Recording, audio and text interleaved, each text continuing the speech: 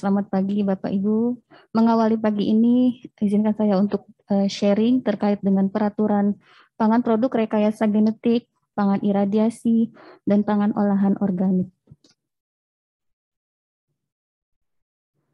Nah, pangan produk rekayasa genetik, iradiasi, dan organik ini diatur dalam sejumlah peraturan, mulai dari Undang-Undang Nomor 18 Tahun 2012, kemudian Undang-Undang Cipta Kerja, kemudian turunan dari Undang-Undang Pangan ada PP 86 dan PP 69.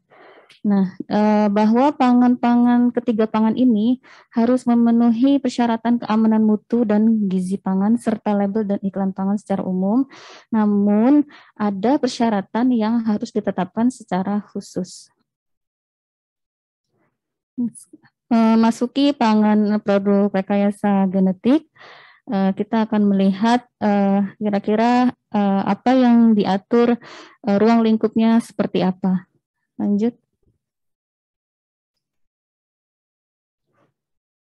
Rekayasa genetik. Jadi ada genetik yang direkayasa. Dari sisi definisi, jadi itu merupakan suatu proses melibatkan pemindahan gen dari jenis hayati ke jenis hayati yang lain yang berbeda atau sama untuk mendapatkan jenis baru hingga bisa menghasilkan produk pangan lebih unggul. Jadi secara sederhananya pengertian rekayasa genetik merupakan proses di mana gen organisme dimodifikasi sedemikian rupa untuk meningkatkan karakteristiknya, misalnya digunakan untuk menghasilkan tanaman yang memiliki tingkat ketahanan, kecepatan pertumbuhan atau bernilai gizi lebih. Jadi proses rekayasa genetik ini ketika gen diambil dari organisme lain, lalu dimasukkan ke organisme penerima, jadi untuk memungkinkan memperoleh kemampuan dan sifat yang sama. Nah ini jadi akan menghasilkan yang namanya produk rekayasa genetik. Jadi dia hasil dari penerapan bioteknologi modern. Rekayasa genetik ini sebenarnya dia dapat diaplikasikan ke dalam berbagai hal, jadi tidak hanya pangan, bisa untuk pertanian juga, operasi kedokteran, dan teknologi yang lain. Nah, dalam PP nomor 1 tahun 2025, jenis PRG yang diatur itu ada 4 jenis. Yang pertama dari hewan PRG dan hasil olahannya, kemudian ikan PRG, tanaman PRG, serta jasa training. Dari definisi sendiri untuk pangan PRG, jadi ini pangan yang diproduksi, bahan bakunya itu dia dari proses rekayasa genetik tadi. Lanjut. Dari sisi dasar hukum, jadi teknologi rekayasa genetik ini dapat memberikan manfaat yang besar, terutama untuk pemanfaatan antara lain produk pertanian maupun pangan. Namun memerlukan kehati-hatian dan kecermatan agar tidak menimbulkan sesuatu yang dapat mengganggu, merugikan maupun membahayakan keanekaragaman hayati, lingkungan, dan kesehatan manusia. Oleh karena itu, negara hadir untuk mengatur termasuk pangan produk rekayasa genetik ini dalam sejumlah peraturan, mulai dari undang-undang dan peraturan turunannya sampai kepada komisi yang menangani pangan produk rekayasa genetik ini. Lanjut. Kebijakan pangan PRG, jadi ketentuan yang diatur pangan PRG baik dia yang diproduksi di dalam negeri maupun yang diimpor, maka ada kewajiban untuk dilakukan pengkajian keamanan pangan PRG sebelum diedarkan. Nah, prinsip yang diterapkan dalam pengkajian keamanan pangan PRG yaitu menerapkan prinsip kehati-hatian. Nah, kemudian persetujuan keamanan pangan PRG didapatkan setelah pengkajian tadi. Jadi setelah dilakukan pengkajian, maka akan keluar yang namanya persetujuan keamanan pangan PRG yang dikeluarkan oleh Badan POM karena terkait dengan pangan. Namun perlu diingat bahwa persetujuan keamanan pangan ini dia tidak sama dengan izin edar. Jadi maknanya bahwa pangan ini sudah aman berdasarkan pengkajian dengan prinsip kehati-hatian untuk nantinya kemudian dia diterapkan ke dalam pangan olahan. Nah, makna dari lanjut. Kemudian ini adalah alur pengkajian keamanan pangan PRG. Jadi dalam melakukan pengkajian keamanan pangan PRG ini melibatkan lintas sektor termasuk lembaga yang menangani, yaitu Komisi Keamanan Hayati PRG. Jadi Komisi Keamanan Hayati PRG, jadi dia lembaga non struktural yang berada di bawah dan bertanggung jawab kepada Presiden. Keanggotaannya multisektor dari unsur pemerintah maupun non pemerintah. Nah, salah satu tugas dari KKH PRG ini, jadi dia memberikan rekomendasi keamanan hayati kepada Menteri Lingkungan Hidup ataupun menteri yang berwenang lainnya maupun kepala lembaga pemerintah, dalam hal ini Badan POM, sebagai dasar pertimbangan untuk penerbitan keputusan dan atau pelepasan pangan PRG. Jadi dari skema ini pemohon yang ingin mengajukan pengkajian, dia harus bersurat ke Badan POM, kemudian Badan POM akan menugaskan, akan meminta KKH PRG untuk melakukan pengkajian pangan produk rekayasa genetik. Nah, kemudian KKH PRG akan menugaskan tim teknis keamanan hayati pangan produk rekayasa genetik, kemudian nantinya akan dipublish di BKKH sampai hingga timbul keputusan izin peredaran tadi. Lanjut. Nah, tadi kan pengkajian itu dilakukan berdasarkan prinsip kehati-hatian. Jadi prinsip kehati-hatian itu salah satu diantaranya yaitu dengan melakukan pengkajian keamanan pangan PRG yang dikaji mulai dari informasi genetik dan informasi keamanan pangan. Untuk informasi genetik itu pemohon harus melampirkan data-data mulai dari deskripsi umum pangan PRG, deskripsi inang, deskripsi sumber gen atau organisme donor, deskripsi modifikasi genetik, karakterisasi modifikasi genetik. Jadi untuk deskripsi umum PRG, misalnya identitas PRG-nya seperti apa, sifatnya, kemudian apa tujuan dimodifikasi. Kemudian deskripsi inang dan penggunaannya sebagai pangan. Untuk deskripsi sumber gen atau organisme donor, jadi untuk mengetahui apakah sumber gen yang digunakan dia bersifat patogen atau tidak, memproduksi toksin atau tidak, atau punya sifat lain yang dapat mempengaruhi kesehatan manusia. Sedangkan untuk deskripsi dan karakterisasi modifikasi genetik, jadi untuk mengetahui dampak modifikasi terhadap komposisi dan keamanan pangan PRG. Sedangkan untuk keamanan pangan sendiri, hal-hal yang dikaji yaitu kesepadan substansial.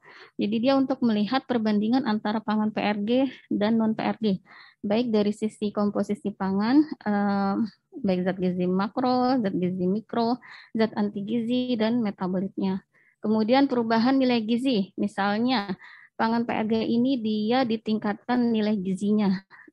Jadi jika terjadi perubahan komposisi zat gizi antara pangan PRG dan non-PRG, ada uji tambahan lain namanya feeding study.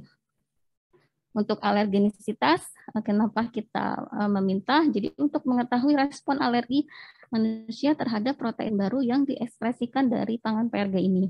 Sedangkan untuk toksisitas, untuk mengetahui informasi gen penyandi toksin atau anti gizi yang ada pada sumber gen yang tidak dipindahkan ke pangan PRG.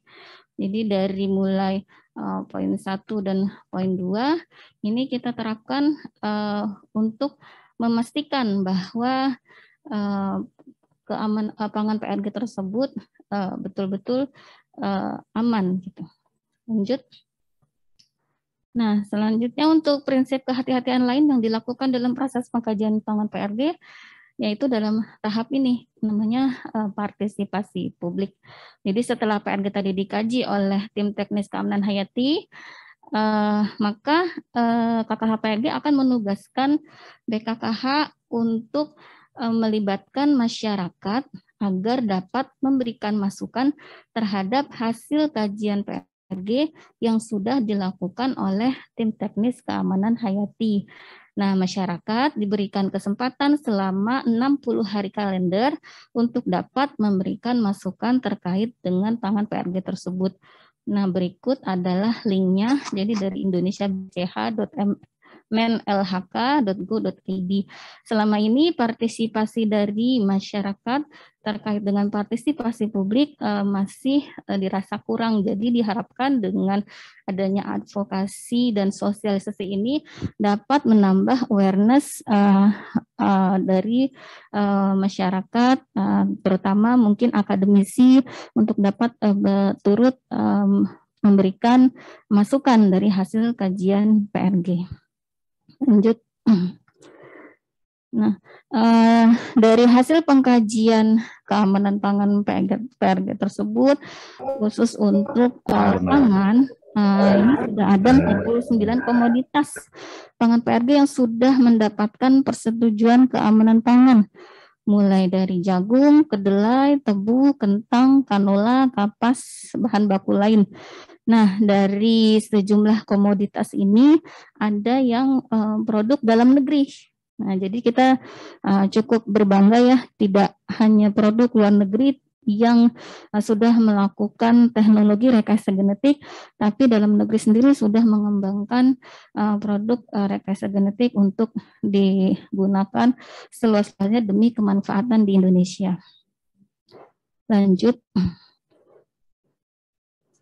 Nah, ini terkait dengan informasi bahwa Direktorat Standarisasi Pangan Olahan memiliki subsite namanya standarpangan.pom.go.id. Dalam subsite ini Bapak Ibu bisa melihat 49 produk rekayasa genetik tadi yang sudah mendapatkan sertifikat aman, yaitu dengan mengklik produk standarisasi, kemudian dipilih pangan produk rekayasa genetik. Nah, kemudian nanti di sana ada informasi terkait dengan pangan produk rekayasa genetik dan jenis-jenis pangan yang sudah mendapatkan sertifikat keamanan pangan PRG. Jadi bisa dicoba klik jika ada kesempatan. Lanjut. Nah, untuk pelabelan sendiri, Badan POM atau pemerintah sudah berupaya agar menerapkan perdagangan yang adil serta mengakomodir kepada konsumen-konsumen untuk memberikan pilihan apakah akan memilih produk rekayasa genetik atau tidak, itu melalui label. Nah, dalam label ini bisa terlihat kalau misalnya dia hanya tunggal, di situ ada tulisan produk rekayasa genetik gitu. Kemudian jika dia hanya salah satu bahan baku yang digunakan dalam pangan olahan, misalnya lanjut Man. Misalnya dalam biskuit jagung, dia hanya menggunakan jagung PRG, sedangkan yang lain tidak PRG, maka perlu dicantumkan di dalam daftar komposisi. Nah, adapun threshold atau batasan minimal DNA jika dia harus mencantumkan pangan PRG yaitu sebesar 5%. Nah, kemudian ketentuan PRG ini dia tidak berlaku untuk produk highly refined food, yaitu misalnya minyak, lemak, gula, pati, atau pangan PRG lain yang telah mengalami proses pemurnian lebih lanjut dan tidak teridentifikasi mengandung protein PRG. Lanjut. Nah, ini adalah contoh produk pangan beredar yang menggunakan pangan PRG. Dia jadi bahan baku tunggal, kedelainya kedelai PRG. Di situ ada tulisan minuman serbu kedelai, produk rekayasa genetik. Jadi minuman kedelai ini berasal dari produk rekayasa genetik. Namun tidak perlu khawatir Bapak Ibu, karena kedelai yang digunakan sudah mendapatkan persetujuan keamanan pangan. Artinya sudah dikaji sedemikian rupa sampai meminta masukan kepada masyarakat agar pangan tersebut yang diedarkan di Indonesia adalah betul-betul aman. Jadi tidak ada beda antara kedelai PRG maupun non PRG dari sisi keamanannya. Lanjut. Kemudian menginjak kepada bagian yang kedua, yaitu tentang pangan iradiasi. Nah, pangan iradiasi sendiri, Badan POM pun telah mengatur dari nomor 3 tahun 2018 tentang pangan iradiasi, serta cara iradiasi pangan yang baiknya. Lanjut. Nah, iradiasi pangan, jadi dia merupakan salah satu teknologi pengawetan pangan dari sekian banyak jenis pengawetan. Mungkin ada yang menggunakan BTP maupun menggunakan pengawetan secara konvensional.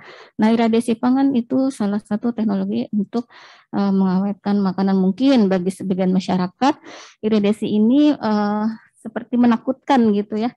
Ada sesuatu yang iradiasi mungkin konotasinya itu dengan apa ya, nuklir kali ya, seperti itu. Nah, jadi perlu Bapak Ibu ketahui bahwa iradiasi pangan itu prosesnya aman. Dia telah disetujui lebih kurang 50 negara di dunia dan sudah diterapkan secara komersil. Jadi sudah dijual selama puluhan tahun baik di Amerika, di Jepang, dan di beberapa negara Eropa. Gitu. Jadi telah banyak penelitian dari maupun lembaga kesehatan yang membuktikan bahwa produk iradiasi dengan dosis yang tepat aman untuk dikonsumsi, dia karena tidak menimbulkan residu atau zat kimia yang berbahaya. Lanjut. Nah, iradiasi pangan itu dia merupakan suatu metode. Jadi metode penanganan pangan. Dengan menggunakan apa? Dengan menggunakan zat radioaktif maupun akselerator dengan tujuan. Jadi ada tujuannya nih untuk mencegah pembusukan dan kerusakan, membebaskan pangan dari zat remik patogen, serta mencegah pertumbuhan tunas. Nah, hasilnya namanya hasil dari radiasi pangan namanya pangan iradiasi. Jadi pangan yang memang dia disengaja. Jadi bukan tidak disengaja, tapi disengaja dikenai radiasi ionisasi tanpa memandang sumber atau jangka waktu iradiasi maupun sifat energi yang digunakan. Lanjut. Adapun persyaratannya dalam peraturan tersebut diatur beberapa poin, diantaranya sumber radiasi, jenis pangannya apa, tujuannya untuk apa, berapa dosis serap maksimumnya, terus bahan kontak pangan atau kemasan yang digunakan, dan ketentuan terkait dengan iradiasi hilang serta fasilitas iradiasi yang dapat digunakan. Lanjut. Untuk sumber iradiasi, ini sumber iradiasi wajib dilakukan menggunakan salah satu sumber. Ada iradiator gamma, ada mesin pembangkit sinar X, dan ada mesin berkas elektron dengan energi kurang dari 10. Nah, dari sumber iradiasi ini nanti yang akan melakukan itu adalah dari fasilitas iradiasinya. Lanjut. Kemudian jenis pangan, tujuan iradiasi, dan dosis serap maksimumnya. Nah, nanti Bapak Ibu bisa memilih, misalnya mempunyai produk yang akan yang akan misalnya saya nggak mau saya nggak mau tanaman atau produk ini ketika dikirim, katakanlah dikirim ke tempat yang lebih jauh ke Papua itu dia tidak bertunas dulu. Nah, itu bisa diiradiasi. Jadi dihambat dulu pertunasannya selama penyimpanan. Atau tidak mau cepat matang, misalnya mangga dikirim ke Papua gitu. Bagaimana caranya agar menunda pematangan? Bisa menggunakan iradiasi pangan itu sendiri.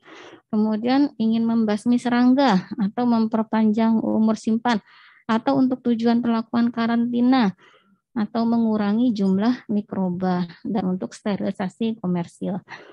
Nah, dalam peraturan Badan POM tentang pangan iradiasi itu diatur misalnya jenis pangannya apa, tujuan iradiasinya untuk apa. Nah, dosis serap maksimum yang diperbolehkan yaitu ditentukan. Contohnya ada umbi lapis dan umbi akar.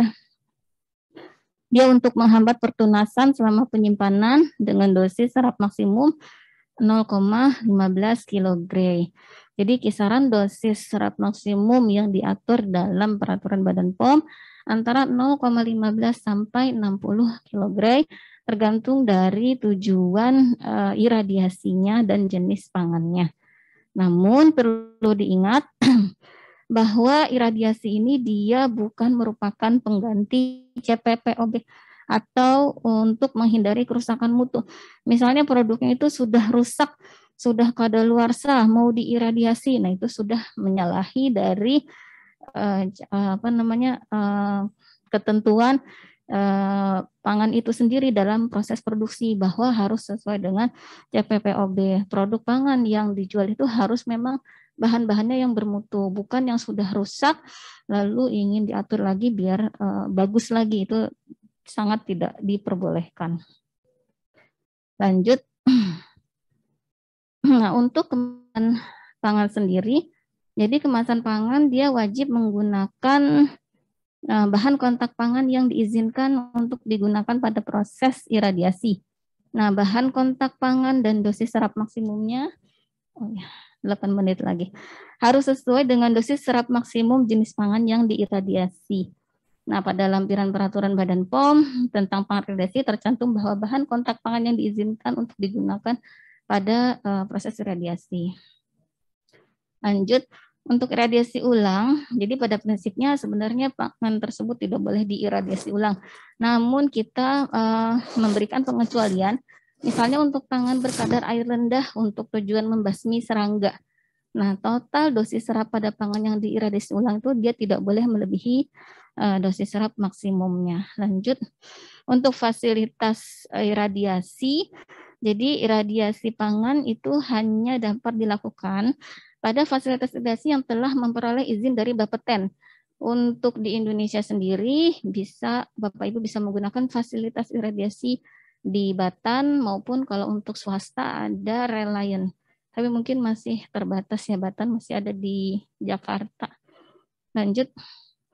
Nah, dalam menerapkan iradiasi pangan harus menerapkan cara iradiasi pangan yang baik. Jadi produsen dan penanggung jawab fasilitas iradiasi dia wajib memenuhi cara iradiasi pangan yang baik, mulai dari penanganan pra-iradiasi hingga ke pelabelannya. Lanjut. Untuk keterangan iradiasi, jadi untuk produk dalam negeri yang diedarkan di Indonesia, dia dapat diberikan keterangan iradiasi. Jadi sifatnya tidak wajib tapi sunnah ya. Jadi kalau misalnya mau diberikan keterangan boleh, tapi ini bukan pelabelan ya, tidak terkait dengan pelabelan. Ini keterangan iradiasi untuk pangan yang diiradiasi di Indonesia, dia diterbitkan oleh Kabadan. Tapi kalau untuk pangan impor bisa berasal dari instansi pemerintah yang berwenang dari negara asal. Lanjut, sedangkan untuk pelabelan pangan iradiasinya sendiri, jadi pangan iradiasi yang beredar di Indonesia wajib mencantumkan informasi mengenai iradiasi pada label pangan. Nah, ini ada logonya, ini logo Radura. Jadi harus mencantumkan logo pangan iradiasi. Lanjut, kita memasuki ke pangan olahan organik. Jadi pangan olahan organik sudah diatur dalam peraturan Badan POM serta di Permentan. Lanjut. Nah, untuk pangan organik sendiri, jadi dia berasal dari pertanian organik yang menerapkan prinsip-prinsip sedemikian rupa dengan mengurangi proses-proses kimia. Jadi misalnya menggunakan daur ulang sisa tumbuhan ternak dalam proses tumbuh tanamannya.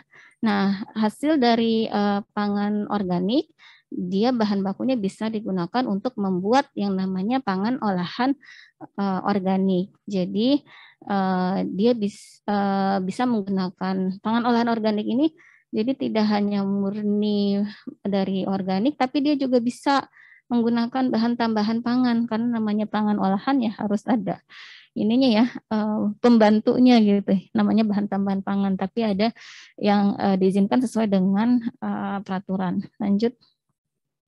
Persyaratannya kalau di Indonesia itu, lanjut, persyaratan Persyaratan, nggak bisa. Oh, persyaratannya kalau Indonesia itu dia mengandung pangan organik minimal 95% dari total berat atau volume produk, namun tidak termasuk air dan garam. Nah, pangan non-organik sendiri bisa digunakan atau tidak? Bisa, paling banyak 5%. Namun dia tidak termasuk pula air dan garam. Kemudian bisa menggunakan BTP atau bahan penolong? Bisa, tapi sesuai dengan yang tercantum dalam lampiran peraturan badan. Nah, ini lanjut. Ini lampiran bahan tambahan pangan dan bahan penolong yang dapat digunakan untuk pangan olahan organik. Lanjut. Ya, karena ini pangan olahan organik, jadi benar-benar organik, tentu saja dia tidak boleh mendapat perlakuan irradiasi atau berasal dari PRG.